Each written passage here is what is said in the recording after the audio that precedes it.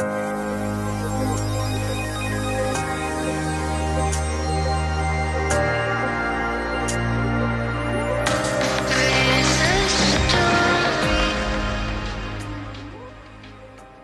my god, you guys, guess who it is? It's me, Zackary Vang. I'm so excited to be here. I finally have started my YouTube channel. I know it's been long awaited, but I'm finally here with my brow tutorial with the brows that you've seen on the Benefit Brow Search 2018. I'm gonna show you how to achieve these graphic and defined brows in this tutorial, so if you'd like to see how to do it, please stay tuned.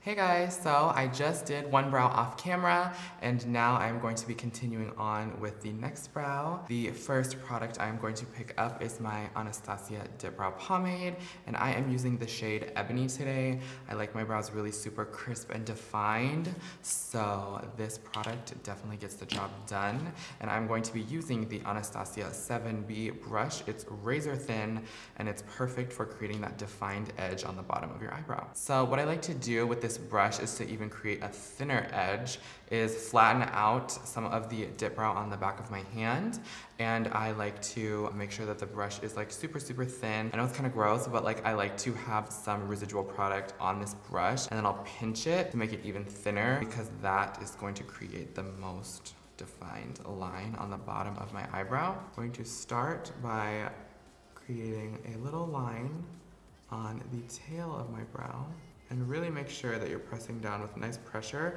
And you can see that you can get a really sharp line with this brush, and that's why I cannot do my eyebrows without this brush.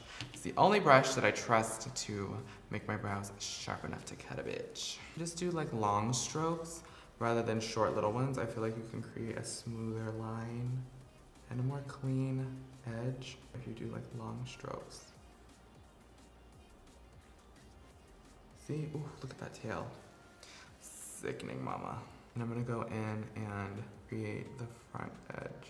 And what I like to do is bring in my brows closer together. I feel like it kind of like makes your face look smaller, and that's the kind of look I like to go for. So what I do is kind of bring the line down a little bit farther than my actual hair, just to bring it in a little bit closer. And then I like to just keep going over the tail and the arch area to kind of round it out, because I like my brows to be a little bit more like rounded out rather than like angular. So I like the arch to be a little softer. And yes, girl. Oopsie, and if you mess up, we can always just conceal her. Right now we've got a double tail going on, and that is not the look we're going for, but have no fear. Your concealer will be your sister in the cleanup process.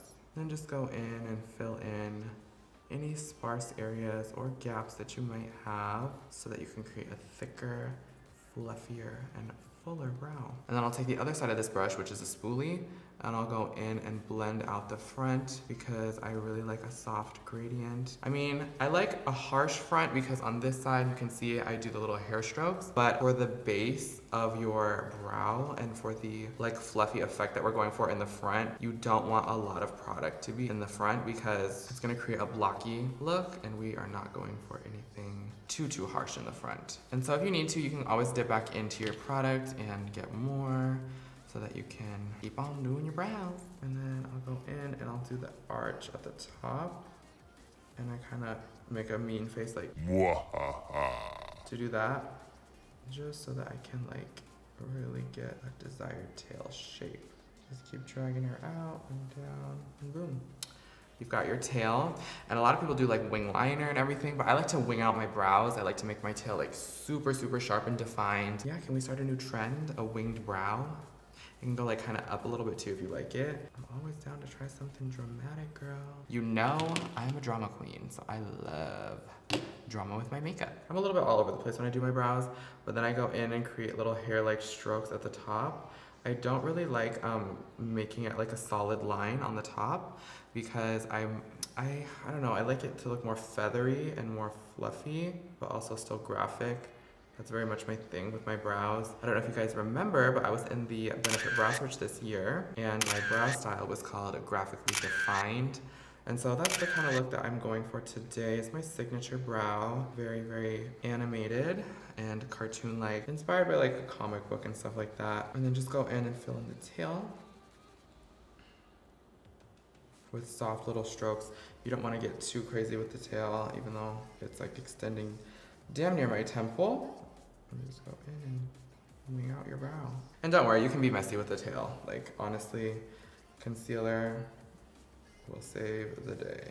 So we are done with our dip brow. And actually, no, we are not. We still have to do the little strokes in the front. What I'm gonna do is hold the brush upside down with the longer side pointing down. And you're gonna wanna start off towards the back, press and flick up. And what I do is I like stamp these lines down so that you don't get kind of too carried away when you start. And I like to do like one line each, and then I'll go back in and like redefine them.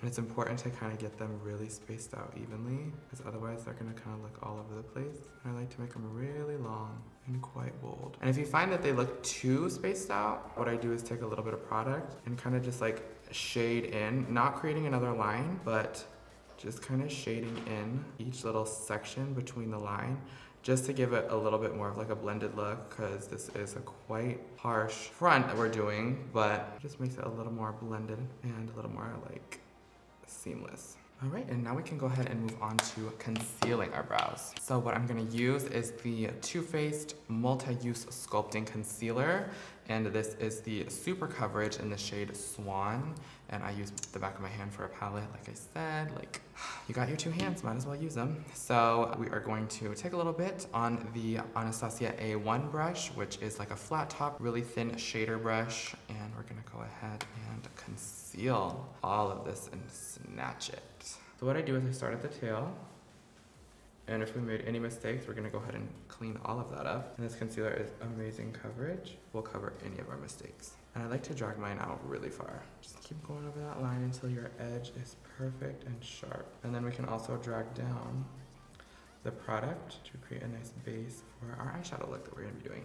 I think carving out your brows is one of the most important steps in a brow routine, because it can take your brows to a whole nother level. You can really, really define your shape and create that look and give you that illusion of a extremely, extremely high contrast brow.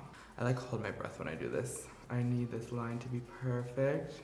All right, so once you're happy with your shape, we're gonna go ahead and take our Morphe M520 brush. It's like a really, really firm domed brush. We're gonna go ahead and blend this concealer out. And just start at the front and work your way to the arch. Now, when you're blending your brows, be really careful. You don't want to disturb any of the concealer that is close to the edge of your eyebrow, because we just spent so much time creating a nice sharp line. You don't want to make it fuzzy or anything like that. So just be cautious and blend around that line and blend down onto your mobile lid so that you can create a nice eyeshadow base.